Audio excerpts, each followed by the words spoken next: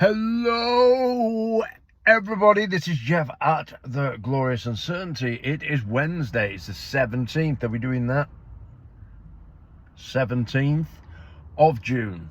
Well, last night's race at Beverley, I think I did the right thing in staying away from ASCOT, but who knows? So, yeah, we got the 11-1 winner, but this is why I say about going onto the exchanges. Let me give you a bit of advice. Not only the horses. It's not life advice, don't worry. Not relationship advice, no. But give you this advice, and please do this because it makes perfect sense. I hope it makes perfect sense. Now, we all agree you get better prices on Betfair Exchange. On the exchange, you get better prices. So, if I give you a each way advice, I do not just go straight each way with a regular bookmaker. I don't. So as we all know, each way bet is in fact two bets, the win portion and the place portion. Usually, unless you're dealing with a big priced horse, the place portion of the bet just covers your bet and gives you a little bit on 1/5 place terms. Okay, but unless you're playing at a bigger price, it sometimes can be better. But so what I'm saying is what I will do is I will take my stake 1 point either way. I will place 1 point on the win market of Betfair, and that yesterday was 14-1 about yesterday dream deal. So I've got 3 points on top of that, whatever the 11-1 SP was. Then I will take the other the other point, and I will place it on the place market.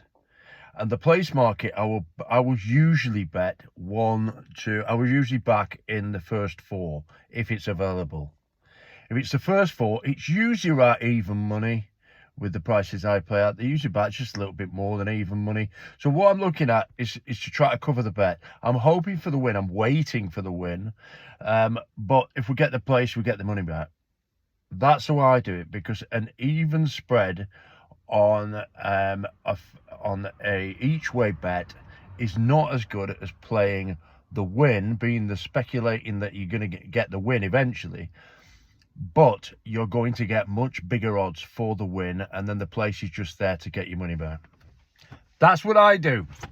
I've spent 2.5 minutes doing that. Nearly 3 minutes explaining that one. So let's get straight into it now. We're playing at Royal Ascot, and we're going to the Ascot 535. It's a Kensington Palace Stakes. And yeah, it's a 1 mile class 2. Handicap fillies and mares. It's 25 runner handicap. And that immediately puts the race into the high variance category. The objective isn't to find every horse that can run well. The objective is to identify where multiple independent evidence streams point towards the same runners, and then build an efficient betting structure around those opinions. Value. So the race DNA, the trending of this race, these are facts, okay? People can argue as much as they like and say you're wrong about this. These are facts. 4-year-olds dominated. 4-year-olds dominate. Lighter weights repeatedly outperform. Lighter weights repeatedly outperform. Mid-division runners were the only running style to outperform expectation. That's mid-division runners.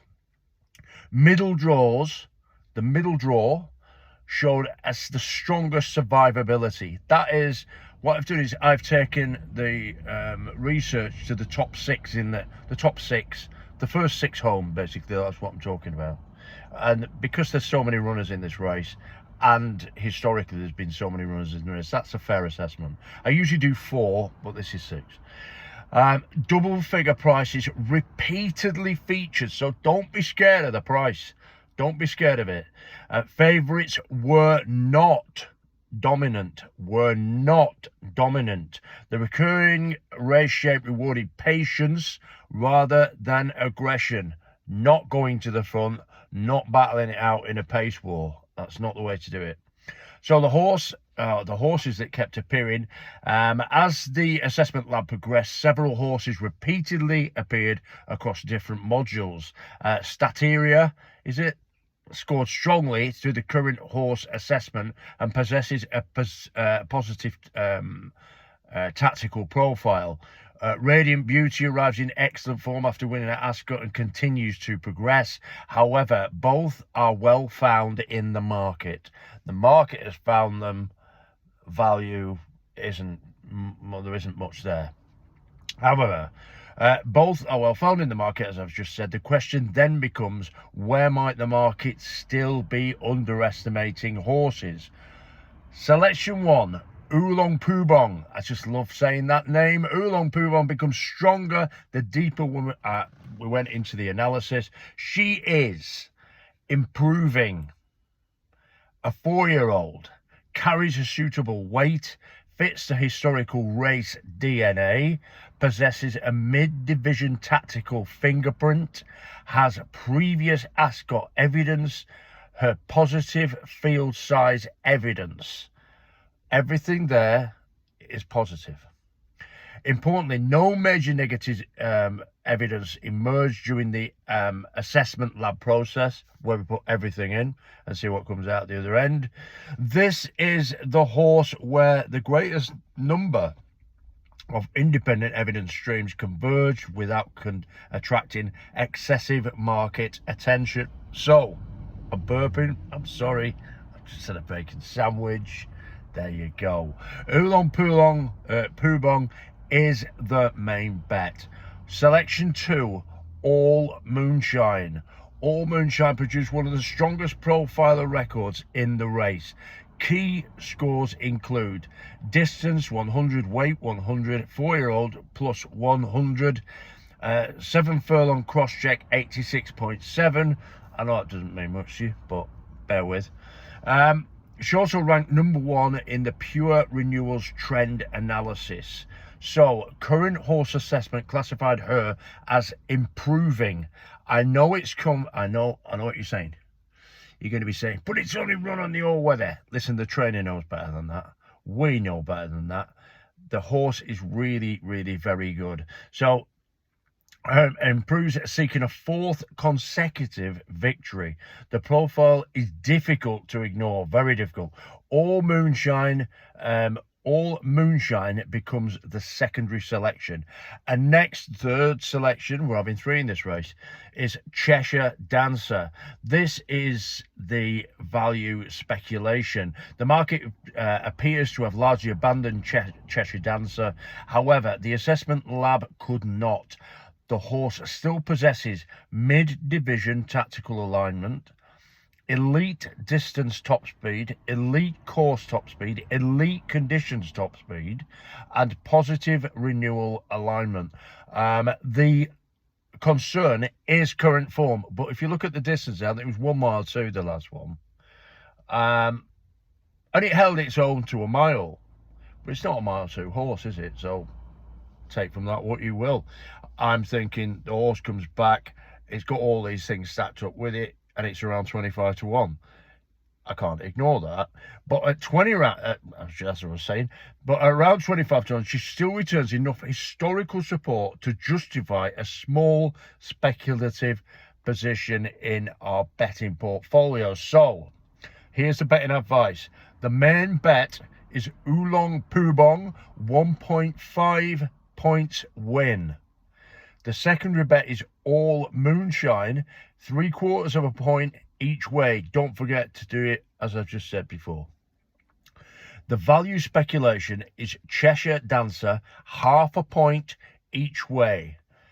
And our final thoughts on this race. This is Royal Ascot. Let's be realistic. It is a 25 runner handicap. Variance remains high regardless of analysis quality. Anything can happen. The objective is not to eliminate uncertainty. The objective is to identify where multiple even evidence streams independently point towards the same horse. Stack it high. For me, the 3 horses that survived the assessment lab most effectively were, as I've just said, Oolong Poobong, All Moonshine and Cheshire Dancer. Good luck if you're playing in a race. Good luck. That last night was good though, wasn't it? It is great when they win. I mean, let's face it, it's fantastic. So that's it from me. 1.5 points win Oolong Poobong, 0.75, 3/4 points each way All Moonshine, and 0.5 point each way Cheshire Dancer. That's it. 5:35 ASCOT. That's me. Done. 10 minutes, nearly 11 minutes. Have a good day. I'll speak to you tomorrow. Cheers and bye for now. Bye-bye.